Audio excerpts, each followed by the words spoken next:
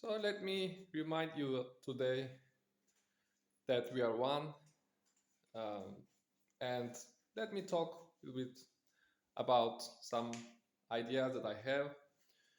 I have mentioned before, in reminding you why we are one, that self is kind of an illusion. But let's talk about different points and try to show once again that we are all one thing actually.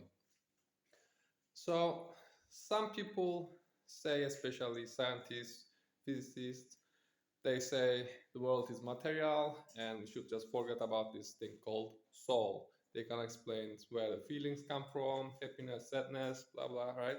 They just put it away and say we can practically explain things by laws, physical laws, and eventually make money out of it.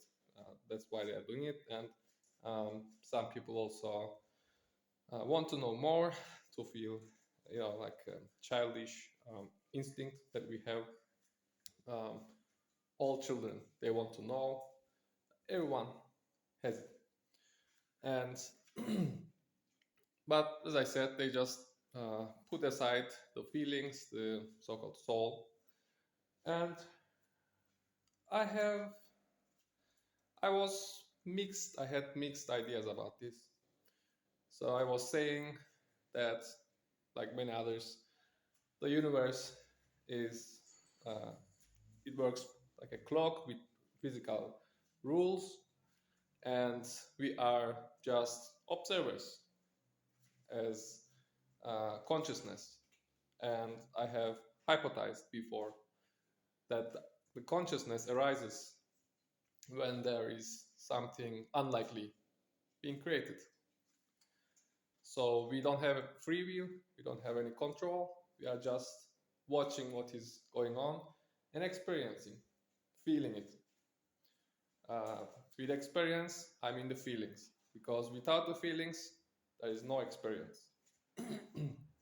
So um, I was saying, okay, it is like think about the feelings ourselves, our consciousness, as something attached to the reality, the physical laws of what is going on. But recently, I I have realized that this is kind of um, like dualistic thinking, and now I tend to more into thinking that these laws are actually feelings themselves. Let me explain. Many people will think that okay, you are crazy, you are going crazy. No, it's just when you realize more, um, people might they can't grasp what we are talking about because you just went too far in a way with the thought process, and they can say you are assuming too much. You are, but I'm quite um, almost sure about it. No, I have, um, I have a right to this with critical thinking. It's not just um, but many people can arrive to the same thing just by feeling. But okay, let me just explain what I mean by that. So we said before that consciousness arises when unlikely things happen.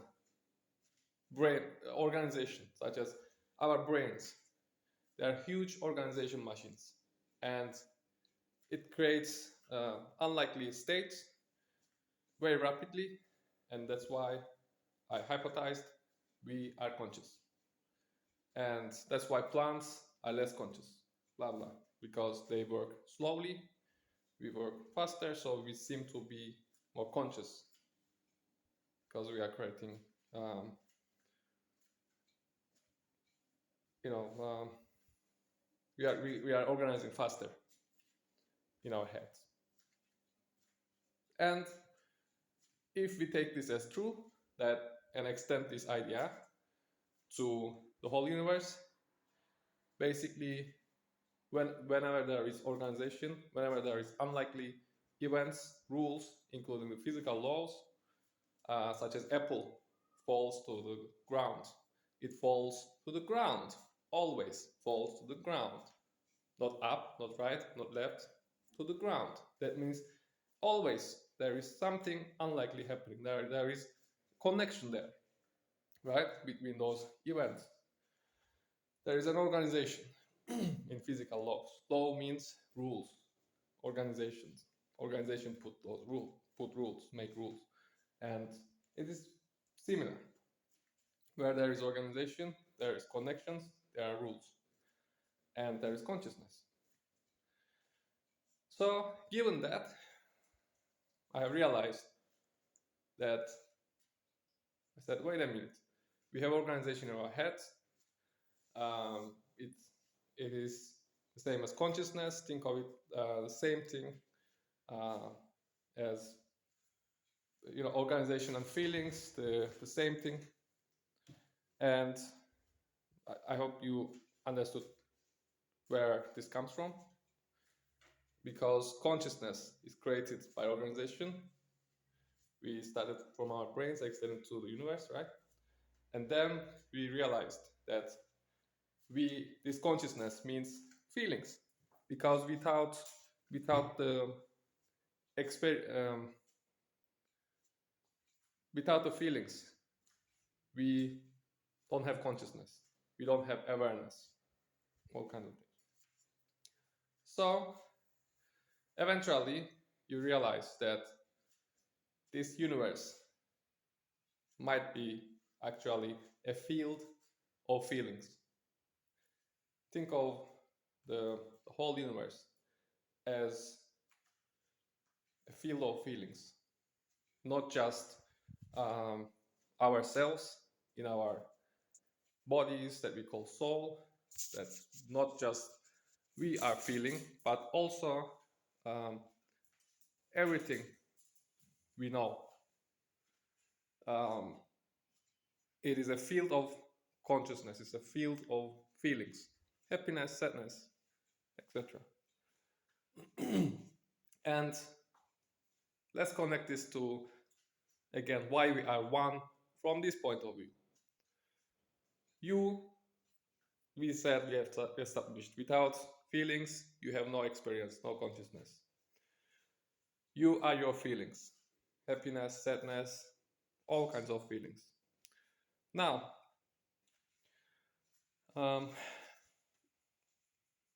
if you are your feelings, and feelings are universal, right? Happiness, sadness, these are universal feelings.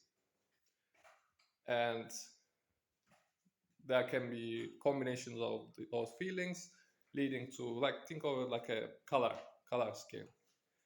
And so basically, because feelings are universal, you are also universal. Where there is happiness, there is you. Where there is sadness, there is you. And we established that this whole universe is basically a field of these emotions that also you are a part of, right? You are just imagine like a field of emotions, and you're just local part of it. And it is all the rest, let's say the happiness, these feelings, they are the same thing as you. Meaning, when you feel happiness and when a dog feels happiness on other beings, or this is fundamentally the same feeling. So there is an underlying feeling field, let's say, like a consciousness. And Bill Hicks said, before he died of pancreatic cancer, he said, where there is laughter and happiness abide, I am there. So, no, he said, where there is truth and laughter abide, I am there in spirit. And you can say he was feeling very emotional because he was going to die. Um, well, these are true, but what he said before he died, I think it was, it is, uh, might be the ultimate wisdom. It's really um, very um, true. In I think more and more I'm realizing that with um, you know many people, if you are not used to such thinking, these things can sound like woo woo, and but think about it, you are ignoring that there is something called feeling and consciousness and it arises, etc. And science usually just ignores it, and usually they try to fill it with religion, blah blah, all these are kind of things. But um, there is, if you come from a scientific background, what I'm trying to say, um, you should um, try to be more open to other possibilities, because they have closed your mind to certain possibilities, to try to keep the integrity of scientific method and science, because they don't want you to realize that actually there are other possibilities, that maybe we are one, because usually these scientific bodies, they are after control, they're after power, after monetary profits, these establishments. They're brainwashing kids, children, to see the world as compartmented and um, something to be controlled and figured out and eventually controlled. Uh, to use those kids eventually in the future as tools to progress the industrial civilization. And any realization beyond that um, might be dangerous for them, for their um, goals eventually, that they want to establish um, power over others. And I think that's the problem. That is what is causing the 6 months extinction. That is why people are more and more becoming, delusional and harmful. Actually, that we don't belong to this world anymore. That we don't benefit anything anymore in nature. They say if humans went extinct, everything would benefit that. The bees, the trees, the forests, the oceans, the air, uh, everything will benefit it, because I think we forgot that we are part of this whole picture, and we are compartmentalizing the nature, and not realizing that it is us, is really us. Everything, I think, is just one thing. And yeah, when I go out with those thoughts, I just look at the world very differently now, very, very differently. When I look at other people, I say, look, I mean, this is me. This is just another version of me expressing itself differently. Doesn't mean it is good or bad, but if he or she is deviated away from natural balance, I say, you're in the wrong way, but I see you are me.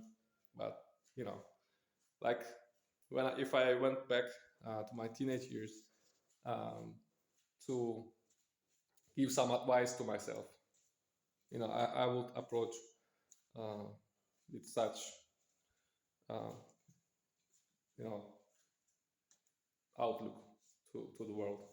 Okay, so thank you very much for listening, and go vegan. Realize that technological novel solutions are not real solutions.